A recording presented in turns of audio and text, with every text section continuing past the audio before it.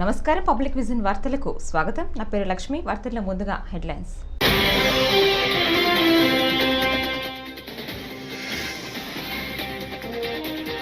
బాలకృష్ణ ఇలాకాలో చంద్రబాబుపై విరుచుకుపడ్డ జగన్.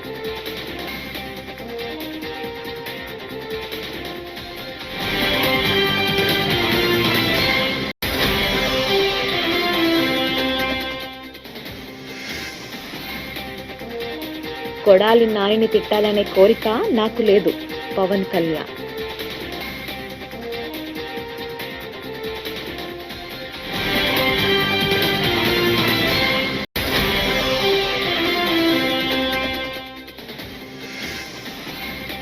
జగన్ మానసిక స్థితి గురించి భయమేస్తోంది, అందుకే ఓ అద్దం పంపుతున్నా షర్మిల.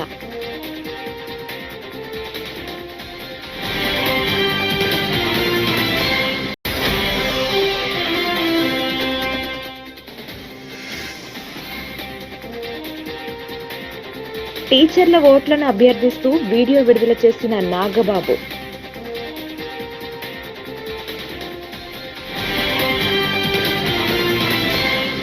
ఇచ్చిన అన్ని హామీలను ఈ 59 నెలల పాలనలో పూర్తి చేశామని సీఎం జగన్ అన్నారు. అన్ని హామీలను నెరవేర్చిన మీ బిడ్డ మీ ఆశీస్సుల కోసం మరోసారి మీ ముందుకు వచ్చాడని చెప్పారు. హిందూపురంలో నిర్వహించిన ప్రచార బేరీలో ప్రసంగిస్తూ ఆయన ఈ వ్యాఖ్యలు చేశారు.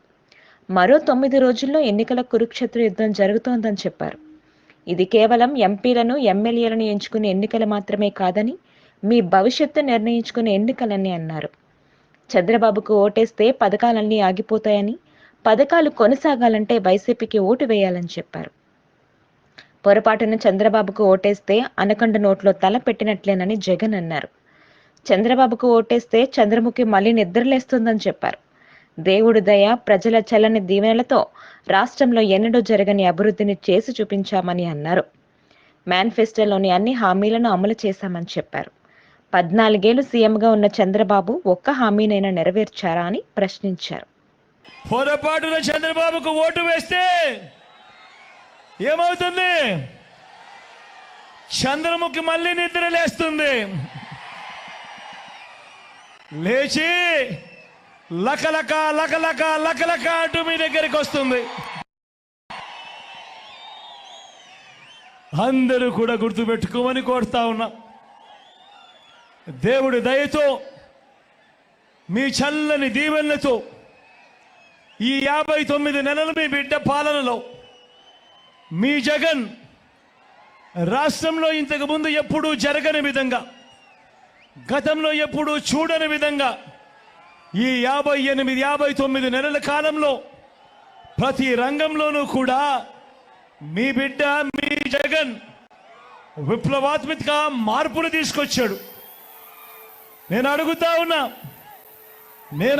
ఉన్నా గతంలో ఎప్పుడు చూడని విధంగా, గతంలో ఎప్పుడు జరగని విధంగా ఏకంగా 2,70,000 కోట్ల రూపాయలు, మరొకసారి చెప్తా ఉన్నాను, ఏకంగా 2,70,000 కోట్ల రూపాయలు నా అక్క చెల్లెమ్మల కుటుంబాలకు డీబీటీగా మీ బిడ్డ మీ జగన్ సురక్ష, ఇవన్నీ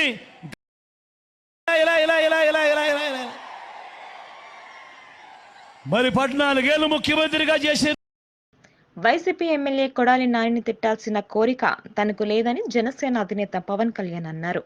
కొడాలి నానిపై వ్యక్తిగతంగా తనకు ఎలాంటి శత్రుత్వం లేదని చెప్పారు. గుడివాడలో ఈ రోజు పవన్ కళ్యాణ్ ప్రచారాన్ని నిర్వహించారు. ఈ సందర్భంగా ఆయన మాట్లాడుతూ వంగవీటి రాధా పెళ్లికి వెళ్లినప్పుడు కొడాలి నాని తనకు కనపడితే కలిశానని చెప్పారు. కొడాలి నాని నోరును కట్టడి చేయాలంటే గుడివాడలో కూటమి అభ్యర్థి వెనిగండ్ల రాముని గెలిపించాలని విన్నవించారు. ఎన్ని వేల ఎకరాలు, ఎన్ని లక్షల ఎకరాలు ఒక్కొక్క నియోజకవర్గంలో కేవలం కాలువల్లో పూడికలు తీయక సరైన సాగు జరగట్లేదు. వరి దిగుబడి తగ్గిపోయింది మొట్టమొదటిసారిగా. ఒకప్పుడు తెలంగాణలో వరి లేని తెలంగాణలో వరి అధికంగా ఉంటే ఈ రోజున మనకి దాదాపు 10 నుంచి 12 లక్షల దిగుబడి తగ్గిపోయింది. అంత దిగజారిపోయింది. రైతులు క్రాప్ హాలిడే ప్రకటించే పరిస్థితి. ఇవన్నీ మారాలి అంటే ఈ రోజున నేను మీకు మాటిస్తున్నా, వెనిగండ్ల రాము గారికి తెలుగుదేశం సైకిల్ గుర్తు మీద ఓటేయమని అడుగుతా ఉన్నాను.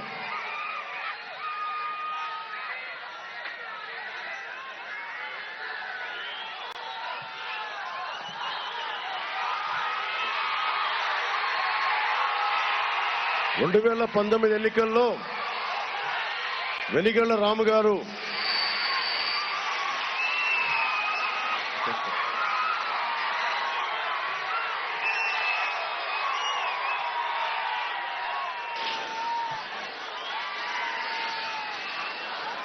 అది కొడాలి నాన్నగారు ఓడిపోయిన తర్వాత ఏంటి చాలా అందంగా ఉంటుంది. వైసీపీ ప్రభుత్వం పోయిన తర్వాత ఊరంతా చాలండి ఈ గ్రాఫిటీ. 2019లో వెనిగళ్ల రాము గారు ఈరోజు తండ్రి పేరుని సిబిఐ ఛార్జ్ షీట్లో చేర్చాలంటూ 3 కోటుల తిరిగిన వ్యక్తికి ఏఏజీ పదవిని అప్పచెప్తారా అని సీఎం జగన్మోహన్ రెడ్డిని ఆయన సోదరి ఏపీసీసీ వైఎస్ షర్మిల ప్రశ్నించారు. తన ప్రశ్నకు జగన్ సమాధానం చెప్పాలని ఆమె డిమాండ్ చేశారు. జగన్మోహన్ రెడ్డి ముఖ్యమంత్రి అయిన 6 రోజుల్లోనే పొన్నవోలు సుధాకర్ రెడ్డికి అడిషనల్ అడ్వకేట్ జనరల్ పదవిని ఇచ్చారని, ఈ నిర్ణయం జగన్ మేరకు జరగకపోతే పొన్నవోలుకి పదవి ఇవ్వాల్సిన అవసరం ఏముందని ఆమె అన్నారు.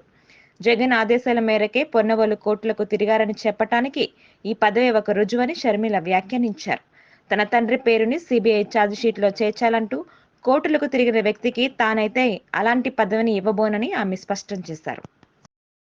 రాజశేఖర రెడ్డి గారి పేరును సిబిఐ ఛార్జ్ షీట్లో కాంగ్రెస్ పార్టీ చేర్చింది అని కాంగ్రెస్ పార్టీ అధ్యక్షురాలుగా దీన్ని క్లారిఫై చేయడం నా బాధ్యత కాబట్టి మరొకసారి చెప్తున్నాము.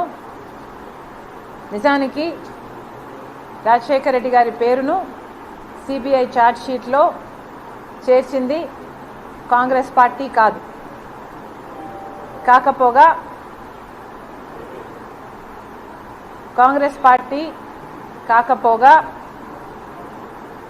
రాజశేఖర రెడ్డి గారి పేరును సిబిఐ ఛార్జ్ షీట్లో చేర్చింది స్వయంగా జగన్మోహన్ రెడ్డి గారి మనిషి ఈ సుధాకర్ రెడ్డి గారు. నిజానికి ఇద్దరు ఇండివిజువల్స్, రెండు పార్టీలు కేసులు పెట్టాయని చెప్తున్నారు జగన్మోహన్ రెడ్డి గారు. పార్టీలు కేసులు పెట్టలేదు జగన్మోహన్ రెడ్డి గారి మీద. ఇద్దరు ఇండివిజువల్స్, ఒకరు కాంగ్రెస్ పార్టీకి చెందిన వారు, ఇంకొకరు తెలుగుదేశం పార్టీకి చెందిన వారు. కాంగ్రెస్ పార్టీకి చెందిన వారు కేసు పెడితే రాజశేఖర్ రెడ్డి గారి పేరు లేకపోగా కేసు పెట్టిన కాంగ్రెస్ పార్టీ ఆయన కూడా శివశంకరమ్మ ఎవరు కేసు పెట్టింది? శంకర్రావు సారీ. ఏపీ అసెంబ్లీ ఎన్నికల్లో ఎన్డీఏ కూటమి పార్టీలకు ఓటు వేయాలని టీచర్లను అభ్యర్థిస్తూ జనసేన నేత నాగబాబు వీడియో విడుదల చేశారు. గురు బ్రహ్మ, గురు విష్ణు, గురుదేవో మహేశ్వర అని హిందూ సంప్రదాయంలో గురువులను దేవుడితో పోల్చుతామని, అలాంటి గురువుల సమితిని జగన్ రెడ్డి ప్రభుత్వం వచ్చాక అవమానించిందని అన్నారు. ముఖ్యంగా కరోనా సమయంలో వైన్ షాపుల ముందు క్యూలు సర్దే పనిని వారికి అప్పచెప్పారని ప్రస్తావించారు. విద్యార్థులకు పాఠాలు బోధించిన టీచర్లతో ఇంతకంటే నీచమైన ట్రీట్మెంట్ నాకు తెలిసి ఈ భారతదేశంలో ఎవరూ చేసి ఉండరు, ప్రపంచంలో కూడా ఎక్కడా చేసి ఉండరు. కాబట్టి మీ ఉపాధ్యాయ వృత్తిని అగౌరవపరిచిన వైసీపీ ప్రభుత్వానికి టీచర్లు ఓట్లు వేయకండి. మీ ఆత్మగౌరవాన్ని, వ్యక్తిత్వాన్ని నాశనం చేసిన ఇలాంటి ప్రభుత్వానికి ఓటు వేయొద్దు అని నాగబాబు అన్నారు. అందరికీ నమస్కారం. నేను మీ నాగబాబు. గురు బ్రహ్మ, గురు విష్ణు, గురుదేవో మహేశ్వర, గురు సాక్షాత్ పరబ్రహ్మం, తస్మై శ్రీ గురవే నమః. అది హిందూ సాంప్రదాయంలో గురువుల్ని దేవుడితో పోలుస్తూ విద్యార్థులకు బోధిస్తారు. అలాంటి గురువుల యొక్క సంస్కృతిని ఈ జగన్ రెడ్డి ప్రభుత్వం వచ్చాక, ఎస్పెషల్లీ కరోనా టైంలో వైన్ షాపుల ముందు క్యూలను సర్దే పని వాళ్ళకి అప్పచెప్పారు. విద్యార్థులకు పాఠాలు బోధించే టీచర్స్కి ఇంతకన్నా నీచమైనటువంటి ట్రీట్మెంట్ నాకు తెలిసి భారతదేశంలో ఎవరు చేసుకుంటారు, ప్రపంచంలో కూడా ఎక్కడ చేసుకుంటారు. ప్లీజ్ మై డియర్ టీచర్స్, ఎవరైతే ఉన్నారో ఉపాధ్యాయ వృత్తిలో ఉన్నవారు, ఈ ఉపాధ్యాయ వృత్తిని అగౌరవపరిచేటువంటి వైసీపీ ప్రభుత్వాన్ని మాత్రం దయచేసి ఓటు వేయకండి. మీ యొక్క ఆత్మగౌరవాన్ని, మీ వ్యక్తిత్వాన్ని నాశనం చేసేటువంటి ఇలాంటి ప్రభుత్వానికి ఓటు వేయకండి. కూటమి ప్రభుత్వం గురువులకి గౌరవనీయ స్థానం, సముచిత స్థానం కల్పిస్తుంది. మీకు అన్ని విధాలుగా ఉపయోగపడేటువంటి ప్రభుత్వం రేపు రాబోయే కూటమి ప్రభుత్వం.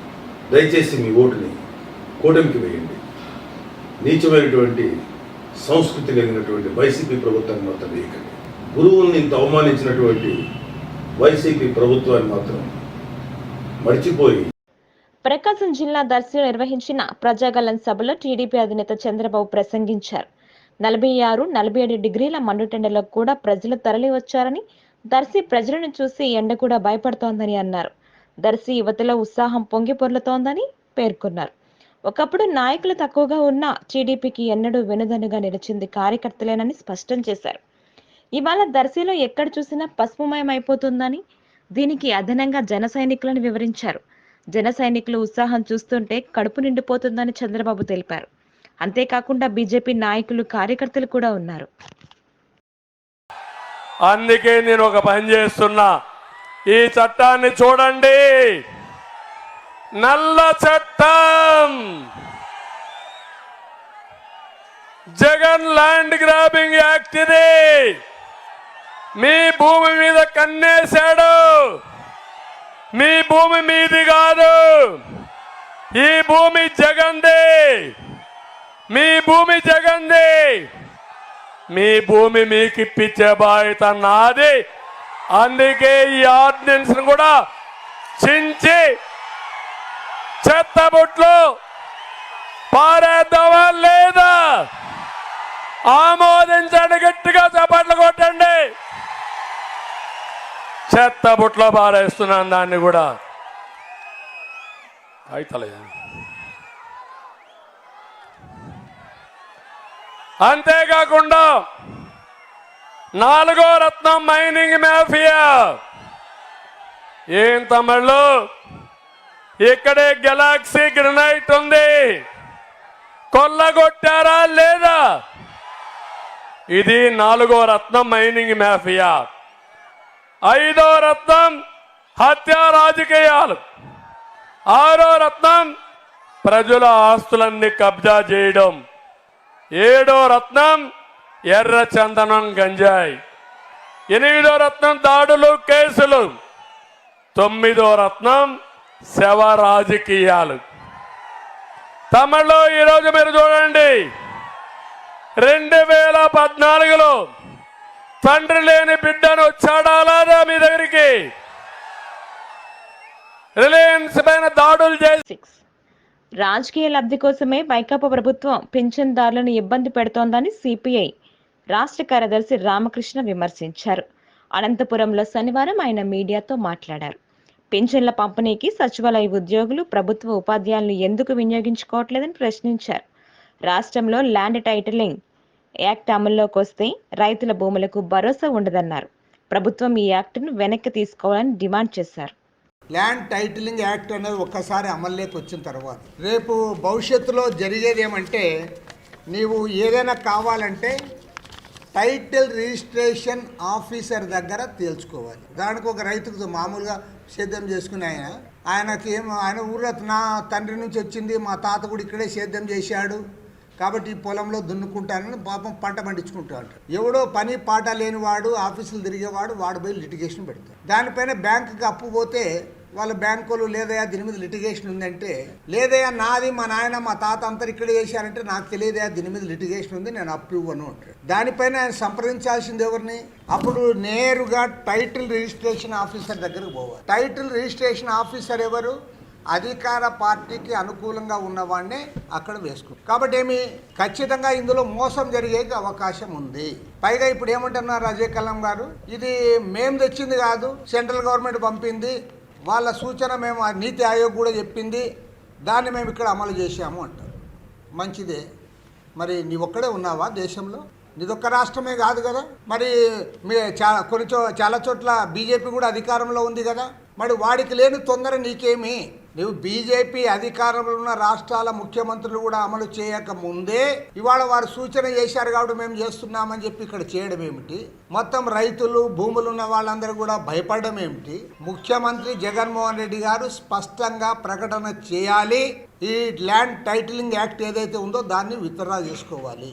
లేకపోతే నేను జగన్మోహన్ రెడ్డికి మాత్రం చెప్తాను, నీకు 13వ తేదీ వరకు ఆగాల్సిన అవసరం లేదు.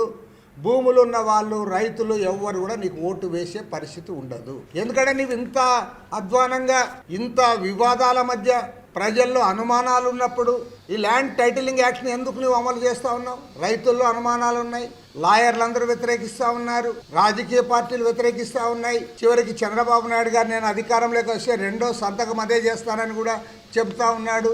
కాబట్టి ఈ వైకాపా పాలనలో మహిళలకు శాంతి భద్రతలు కరువయ్యాయని భాజపా నాయకురాలు సాధినేని యామిని శర్మ విమర్శించారు.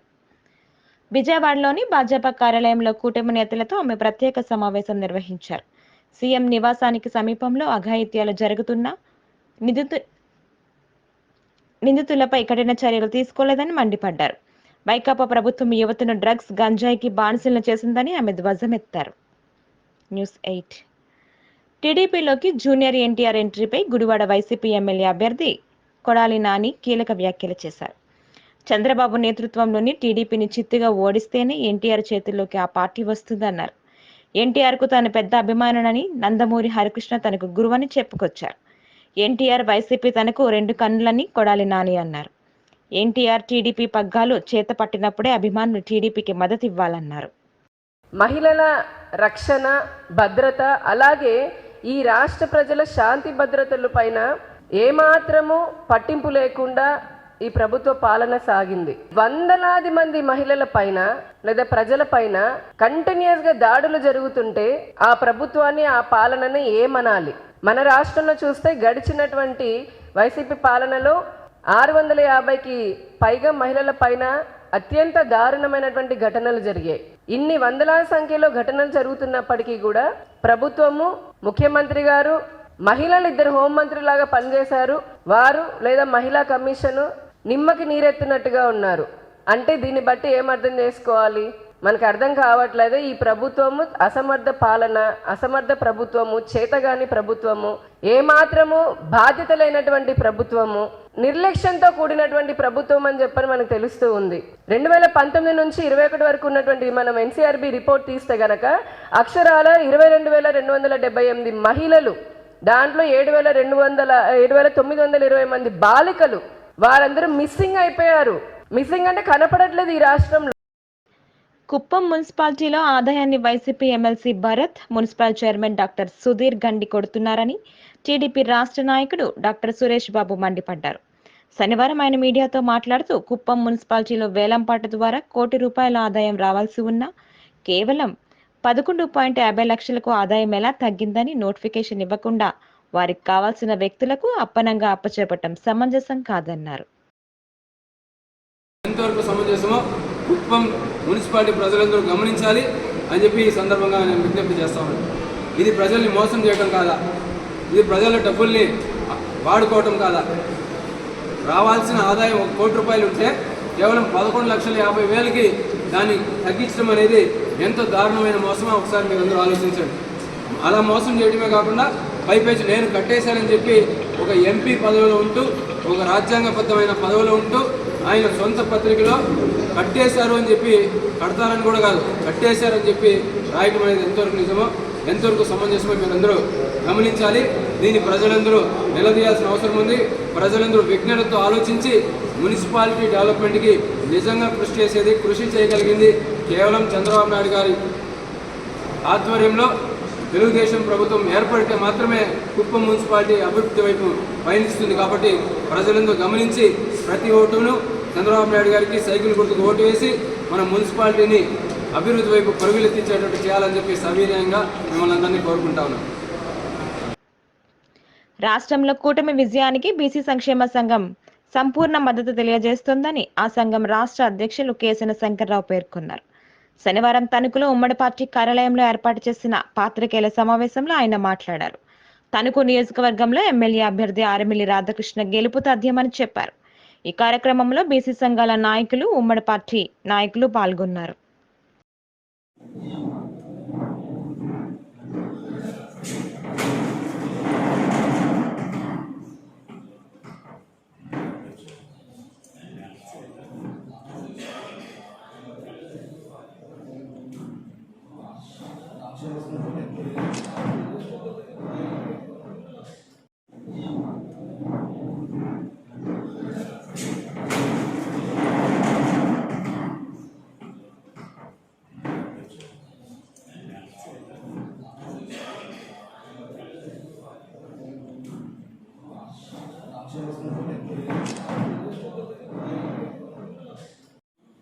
మరి వారికి మన టికెట్ రావడంలో కూడా చాలా కష్టపడాల్సి వచ్చింది.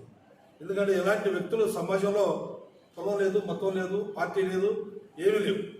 ఇలాంటి వ్యక్తి చాలా సౌమ్యుడు, మంచి వ్యక్తి. మరి అందరూ మనల్ని కూడా దోచుకున్నటువంటి వ్యక్తి రాధాకృష్ణమూర్తి గారు. దీనికి మంచి పేరుంది. ఎక్కడున్నా కూడా తణుకులో కూడా నేను చాలా సందర్భాల్లో నేను తిరుగుతూ ఉంటే కొన్ని గ్రామాల్లో కూడా మరి వారి పేరు బాగా ప్రముఖంగా ఏర్పడుతుంది. తప్పనిసరిగా అత్యధికమైనటువంటి మెజార్టీతో మరి రాధాకృష్ణమూర్తి గారు గెలిపించాలని కూడా మనస్ఫూర్తిగా కోరుకుంటున్నాను. దేశన్ శంకర్రావు గారికి అదేవిధంగా వేదికను అలంకరించిన ముఖ్యమంత్రి జగన్మోహన్ రెడ్డి చెప్పిన పనులు చెప్పలేని పనులు సైతం చేసి చూపించారని రాష్ట్ర మంత్రి కారుమూరు వెంకట నాగేశ్వరరావు పేర్కొన్నారు. శనివారం ఇరగవరం మండలంలో పర్యటించిన ఆయన అనంతరం మీడియాతో మాట్లాడారు. జగన్మోహన్ రెడ్డి చెప్పాడంటే చేసి చూపిస్తాడని ఈ సందర్భంగా పేర్కొన్నారు. చంద్రబాబు దుర్మార్గంగా వ్యవహరించి పెన్షన్లు అడ్డుకున్నారని ప్రతి ఒక్కరూ తమ ఆవేదన వ్యక్తం చేస్తున్నారని అన్నారు. కండ్రిక, మరి పేకేరు, ఏలేటిపాడు, ఐతంపూడి, ఓగిడి, వైనపర్రు, కాకిలేరు, కంతేరు ఇవాళ ఇప్పుడు రావటం జరిగింది కొత్తపాడికి. మరి ఇక్కడ మా కార్యకర్తలు అందరూ కూడా ఎంతో క్రమశిక్షణతోటి ఎండను కూడా లెక్క చేయకుండా జగన్మోహన్ రెడ్డి గారు చేసే పథకాలను ప్రజలకు చేర్చాలి, మళ్ళీ ఆయనే రావాలి, ఆయన వస్తేనే మళ్ళీ న్యాయం జరుగుతుంది, లేకపోతే ఈ పథకాలన్నీ కూడా అట్టకెక్కుతాయి. చంద్రబాబు నాయుడు ఎప్పుడూ కూడా దోచుకో పంచుకో, ఏనాడు కూడా ఆయన ప్రజలకు మేలు చేసింది లేదు. ఆయన ఇంచేపు కూడా చెప్పాడంటే అది చేయడంతే, ఈయన చెప్పాడంటే చేస్తాడంతే. చెప్పని కూడా చేసి మనిషి మంచి గుణం జగన్మోహన్ రెడ్డి గారికి ఉంది. అంచేత మాకు మనవడు ఇవాళ మమ్మల్ని ఇబ్బంది పెడుతున్నాడు. ఈ చంద్రబాబు నాయుడు దుర్మార్గంగా తెల్లవారుజామున మాకు వాలంటీర్స్ అందరూ ఇచ్చి పెన్షన్ ఇచ్చే కార్యక్రమం జరిగేది.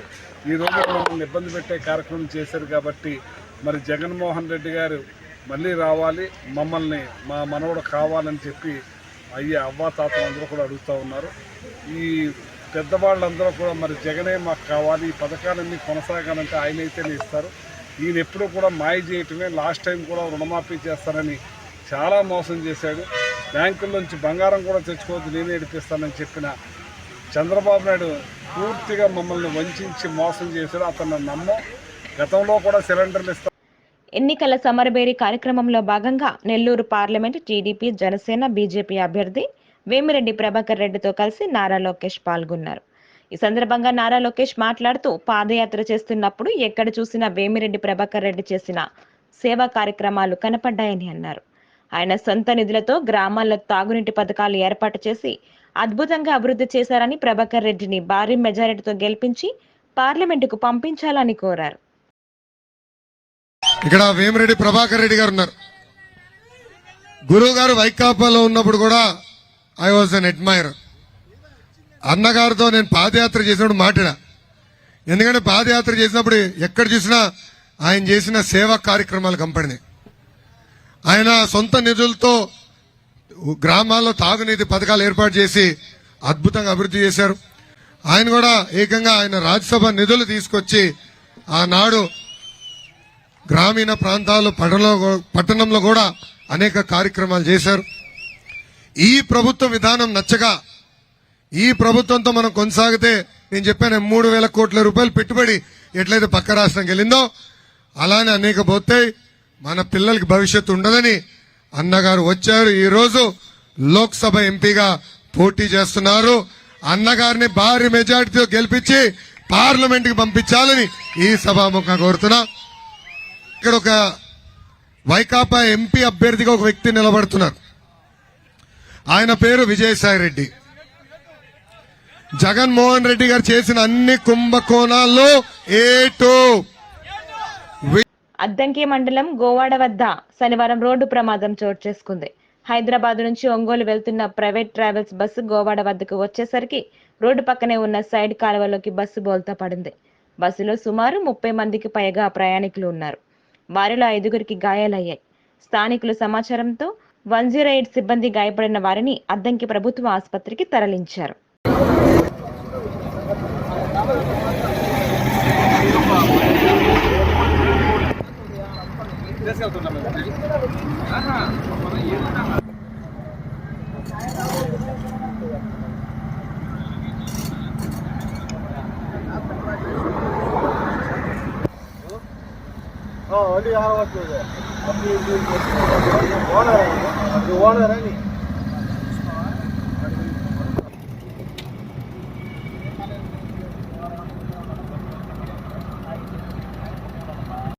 ఈ వార్తలు ఇంతటితో సమాప్తం. నమస్కారం.